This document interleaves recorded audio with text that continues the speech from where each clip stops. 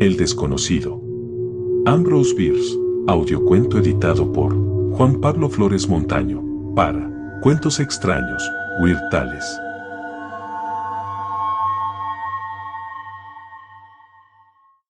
El desconocido. The Stranger, 1893. Un hombre salió de la oscuridad y penetró en el pequeño círculo iluminado por nuestro lánguido fuego de campamento, sentándose en una roca. No son los primeros en explorar esta región, comentó con voz grave. Nadie puso en duda su afirmación, él mismo era prueba de esa verdad, pues no formaba parte de nuestro grupo y debía de encontrarse en algún lugar cercano cuando acampamos. Además, debía tener compañeros no muy lejos, pues no era un lugar en el que resultara conveniente vivir o viajar solo. Durante una semana, sin contarnos a nosotros ni a nuestros animales, los únicos seres vivos que habíamos visto eran serpientes de cascabel y sapos cornudos. En un desierto de Arizona no se puede coexistir demasiado tiempo tan solo con criaturas como aquellas, uno debe llevar animales, suministros, armas, un equipo. Y todo eso significa camaradas. Pudo surgir quizás una duda con respecto a qué tipo de hombre podían ser los camaradas de aquel desconocido tan escasamente ceremonioso, a lo que hay que añadir que había en sus palabras algo que podía interpretarse como un desafío, y que hizo que cada uno de la media docena de caballeros aventureros, que éramos nosotros, nos irguiéramos sin dejar de estar sentados, y lleváramos una mano al arma, un acto que en aquel tiempo y lugar era significativo, una posición de expectativa. El desconocido no prestó ninguna atención a aquel acto y volvió a hablar con el mismo tono monótono y carente de inflexión con el que había pronunciado su primera frase. Hace 30 años, Ramón Gallegos, William Chow, George W. Kent y Berry Davis, todos ellos de Tucson, cruzaron los montes de Santa Catalina y viajaron hacia el oeste hasta el punto más lejano que permitía la configuración del país. Nos dedicábamos a la prospección y teníamos la intención de, si no encontrábamos nada, cruzar el río Gila en algún punto cercano a Big Bend, donde teníamos entendido que había un asentamiento. Llevábamos un buen equipo, pero carecíamos de guía, tan solo Ramón Gallegos, William Chow, George W. Kent y Berry Davis. El hombre repitió los nombres lenta y claramente, como si pretendiera fijarlos en la memoria de su público, cada uno de los cuales le observaba ahora atentamente, pues se había reducido algo la aprensión de que sus posibles compañeros estuvieran en algún lugar de la oscuridad que parecía rodearnos como si fuera un muro negro. En las maneras de ese historiador voluntario no se sugería ningún propósito inamistoso. Sus actos se asemejaban más a los de un lunático inofensivo que a los de un enemigo. No éramos tan nuevos en el país como para no saber que la vida solitaria de muchos hombres de las llanuras había producido una tendencia a desarrollar excentricidades de conducta y de carácter que no siempre eran fáciles de distinguir de la aberración mental. Un hombre es como un árbol, dentro de un bosque de compañeros crecerá tan recto como su naturaleza individual y genérica se lo permita, pero a solas y en campo abierto cede a las tensiones y torsiones deformadoras que le rodean. Pensamientos semejantes cruzaron mi mente mientras observaba al hombre desde la sombra de mi sombrero, que tenía inclinado para que la luz del fuego no me diera en los ojos. Sin duda se trataba de un grillado, pero ¿qué podía estar haciendo allí, en el corazón de un desierto? Puesto que he decidido contar esta historia, me gustaría ser capaz de describir el aspecto de ese hombre, eso sería lo natural. Desgraciadamente, y en cierta medida extrañamente, me siento incapaz de hacerlo con algún grado de confianza, pues más tarde ninguno de nosotros coincidió en cuanto a la ropa que llevaba o el aspecto que tenía, y cuando traté de anotar mis impresiones, ese aspecto me fue esquivo. Cualquiera puede contar una historia, la narración es una de las facultades elementales de nuestra raza. Pero el talento para la descripción es un don. Como nadie rompiera el silencio, el visitante siguió hablando. El país no era entonces lo que es ahora. No había ni un solo rancho entre el Gila y el Golfo. Había un poco de casa desperdigada por las montañas y cerca de las infrecuentes charcas, hierba suficiente para evitar que nuestros animales murieran de hambre. Si teníamos la suerte de no encontrarnos con los indios, podríamos seguir avanzando. Pero al cabo de una semana el propósito de la expedición había cambiado. En lugar de descubrir riquezas, intentábamos conservar la vida. Habíamos llegado demasiado lejos para poder regresar, de manera que lo que teníamos delante no podía ser peor que lo que nos aguardaba detrás. Así que seguimos avanzando, cabalgando por la noche para evitar a los indios y el calor intolerable, y ocultándonos durante el día lo mejor que podíamos. En ocasiones, cuando habíamos agotado el suministro de carne de animales salvajes y vaciado nuestras cantimploras, teníamos que pasar varios días sin comer ni beber. Luego, una charca o una pequeña laguna en el fondo de un arroyo nos permitían restaurar nuestras fuerzas y salud, por lo que éramos capaces de disparar a algún animal salvaje que también hubiera buscado el agua.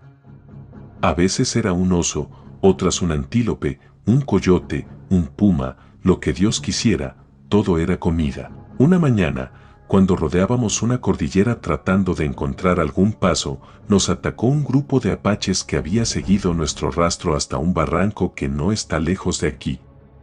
Sabiendo que nos superaban en número de 10-1, no tomaron ninguna de sus habituales y cobardes precauciones, sino que se lanzaron sobre nosotros al galope, disparando y gritando. La lucha era inevitable. Presionamos a nuestros débiles animales para que subieran el barranco mientras hubiera espacio para poner una pezuña. Bajamos de nuestras sillas y nos dirigimos hacia el chaparral que había en una de las pendientes, abandonando todo nuestro equipo al enemigo. Pero todos conservamos el rifle. Ramón Gallegos, William Chow, George W. Kent y Berry Davis. El mismo y viejo grupo, comentó el humorista que había entre nosotros. Era un hombre del oeste que no estaba familiarizado con las costumbres decentes de la relación social. Un gesto de desaprobación de nuestro jefe le hizo callar, permitiendo al desconocido proseguir el relato.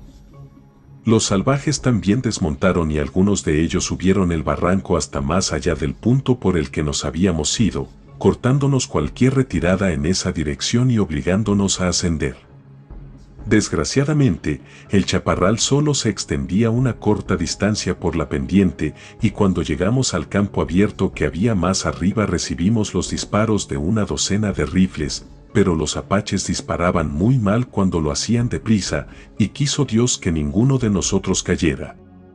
20 metros más arriba, más allá del borde de los matorrales, había unos riscos verticales y, directamente enfrente de nosotros, una estrecha abertura. Corrimos hacia ella y nos encontramos en una caverna tan grande como una habitación ordinaria de una casa. Allí estaríamos a salvo durante algún tiempo. Un solo hombre con un rifle de repetición podría defender la entrada contra todos los apaches del mundo. Pero contra el hambre y la sed no teníamos defensa. Conservábamos el valor, pero la esperanza era un término del recuerdo. No vimos después a ninguno de aquellos indios, pero por el humo y el resplandor de las hogueras que habían encendido en el barranco, sabíamos día y noche que nos vigilaban, con los rifles preparados, desde el margen de los matorrales. Sabíamos que si intentábamos salir, ni uno solo de nosotros podría dar 3 pasos sin caer abatido. Resistimos durante 3 días, vigilando por turnos, hasta que nuestro sufrimiento se hizo insoportable. Entonces, la mañana del 4.º día, Ramón Gallegos dijo: «Señores, no sé mucho del buen Dios ni de lo que a éste le complace. He vivido sin religión y no conozco la de ustedes. Perdónenme, señores, si les sorprendo, pero para mí ha llegado el momento de ganarle la partida al apache». Se arrodilló en el suelo rocoso de la cueva, acercó la pistola a su sien y dijo: «Madre de Dios, ven a por el alma de Ramón Gallegos». Y así nos dejó, a William Chow, George W. Kent y Berry Davis. Yo era el jefe y me correspondía hablar. Fue un hombre valiente. Supo cuándo morir y cómo. Es una estupidez morir de sed y caer bajo las balas de los apaches, o ser despellejados vivos, eso es de mal gusto. Unámonos a Ramón Gallegos. Tiene razón, dijo William Chow. Tiene razón, dijo George W. Kent. Extendí los miembros de Ramón Gallegos y le puse un pañuelo sobre el rostro. Entonces William Chow dijo: me gustaría seguir teniendo ese aspecto, un poco más. Y George W. Kent dijo que pensaba lo mismo. Así será, dije yo, los Diablos Rojos aguardarán una semana. William Chow y George W. Kent, venid y arrodillaos. Así lo hicieron, y yo quedé en pie delante de ellos. Dios Todopoderoso, Padre nuestro, dije yo. Dios Todopoderoso, Padre nuestro, dijo William Chow. Dios Todopoderoso, Padre nuestro, dijo George W. Kent. Perdónanos nuestros pecados, dije yo. Perdónanos nuestros pecados, dijeron ellos. Y recibe nuestras almas. Y recibe nuestras almas. Amén. Amén. Les coloqué junto a Ramón Gallegos y cubrí sus rostros. Se produjo una rápida conmoción al otro lado del fuego de campamento. Un miembro de nuestro grupo se había puesto en pie, pistola en mano. ¿Y tú te atreviste a escapar?, gritó. ¿Has tenido el valor de permanecer vivo? Eres un perro cobarde y yo haré que te unas a ellos aunque luego me ahorquen a mí. Pero saltando como una pantera, nuestro capitán se lanzó sobre él y le sujetó la muñeca. Detente, Sam Jonesey, detente. Todos nos habíamos puesto en pie, salvo el desconocido, que permanecía sentado, inmóvil y aparentemente sin prestar atención. Alguien cogió a Jonesey por el otro brazo. Capitán, aquí hay algo que no concuerda, dije yo. Este tipo es un lunático o simplemente un mentiroso, un sencillo mentiroso al que Jonesey no tiene derecho a matar. Si formó parte de ese grupo, es que había 5 hombres, y no ha nombrado a uno de ellos, probablemente a sí mismo. Cierto, contestó el capitán soltando al insurgente, que se sentó.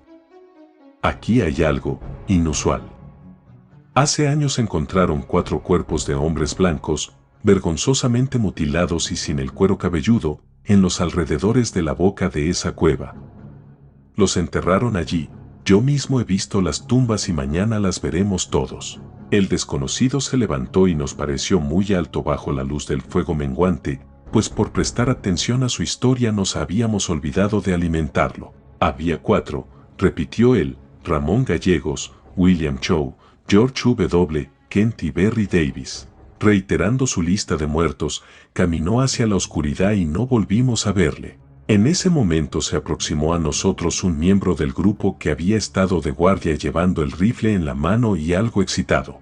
Capitán, durante la última media hora he visto a 3 hombres allí arriba, dijo señalando en la dirección que había tomado el desconocido. Pude verlos claramente, pues la luna está alta, pero como no tenían armas y yo les cubría con la mía, pensé que les correspondía a ellos hacer cualquier movimiento. Pero no hicieron ninguno, maldita sea. Y me han puesto nervioso. Vuelve a tu puesto y quédate allí hasta que vuelvas a verlos, contestó el capitán. Los demás acostaos de nuevo o os arrojaré al fuego a patadas. El centinela se retiró obediente, lanzando juramentos, y no regresó en toda la noche. Cuando estábamos preparando nuestras mantas, Jonesey, que era un temperamental, dijo: le ruego que me perdone, capitán, pero ¿quién diablos piensa usted que son? Ramón Gallegos, William Chow y George W. Kent. ¿Y qué me dice de Berry Davis? Tendría que haberle disparado. Habría sido totalmente innecesario. No podrías haberle matado otra vez. Duérmete.